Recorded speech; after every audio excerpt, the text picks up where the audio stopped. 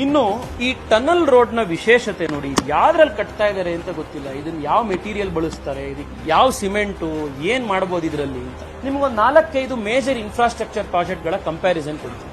Bengaluru Mysuru express way 119 kilometre 6 line highway, ಇದಕ್ಕೆ ಖರ್ಚಾಗಿರುವಂತ ದುಡ್ಡು 8,500 ಕೋಟಿ.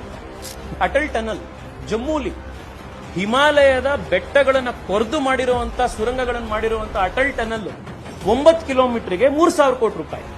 ಇಲ್ಲಿ ಸದಾಶಿವ ನಗರದಿಂದ ಡೈರಿ ಸರ್ಕಲ್ ಸುರಂಗ ಮಾಡೋದಿಕ್ಕೆ ನಿಮಗೆ 1,500 ಕೋಟಿ ಪರ್ ಕಿಲೋಮೀಟರ್. ಏನ್ ಪ್ರಾಜೆಕ್ಟ್ ಸರ್ ಇದು? ಇದನ್ನ ನಾವು ಪ್ರಶ್ನೆ ಕೇಳಲಿಲ್ಲ, ಸಾರ್ವಜನಿಕರು, ನೀವು ಮಾಧ್ಯಮದವ್ರು ಕೇಳಲಿಲ್ಲ ಅಂದ್ರೆ ಯಾರು ಪ್ರಶ್ನೆ ಕೇಳ್ತಾರೆ?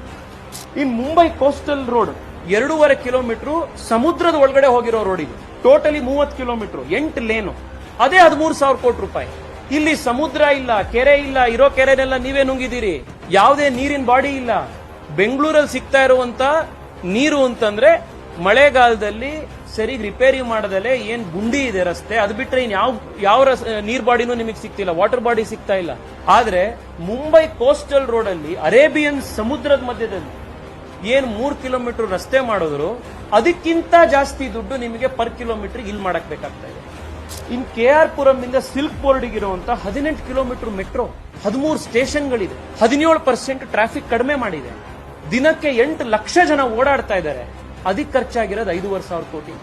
ಮೊನ್ನೆ ಪ್ರಧಾನ ಮಂತ್ರಿಗಳು ಉದ್ಘಾಟನೆ ಮಾಡಿದ್ರು ಕೇರಳ ಕೋಸ್ಟಲ್ ಹೈವೇ, ತಿರುವನಂತಪುರಂ ಇಂದ ಕಾಸರಗೋಡಿಗೆ, ಇಡೀ ಸೌತ್ ಕೇರಳ ಇಂದ ನಾರ್ತ್ ಕೇರಳವರೆಗೆ 665 ಕಿಲೋಮೀಟರ್, ಸುಮಾರು 31 ಬೇರೆ ಬೇರೆ ಟನಲ್ಗಳು ಬರ್ತಾ ಇದೆ ಆ ಪ್ರಾಜೆಕ್ಟ್ ಒಳಗಡೆ ಬೆಟ್ಟಗಳ ಮಧ್ಯದಲ್ಲಿ. 6,500 ಕ್ರೋರ್ಸ್ ಅಲ್ಲಿ ಪ್ರಧಾನ ಮಂತ್ರಿಗಳು 656 ಕಿಲೋಮೀಟರ್ ಉದ್ದದ ರಸ್ತೆ ಕಂಪ್ಲೀಟ್ ಮಾಡಿದ್ರು. ನಿಮಗೆ 18 ಕಿಲೋಮೀಟರ್ ಉದ್ದ ರಸ್ತೆ ಮಾಡಕ್ಕೆ 20,000 ಕೋಟಿ ಬೇಕಾಗ್ತಾ ಇದೆಯಲ್ಲ.